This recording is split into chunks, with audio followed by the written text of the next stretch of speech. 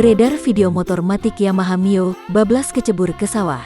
Video ini dikutip dari akun Instagram @agus_bans4.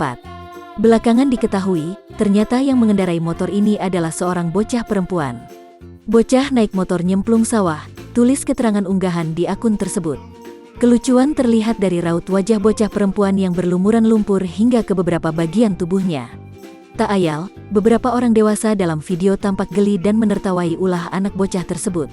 Sementara itu seorang pria tampak membantu mengeluarkan motor Yamaha Mio dari sawah. Meskipun video ini terlihat unik dan lucu, tetap ada pesan yang tersirat.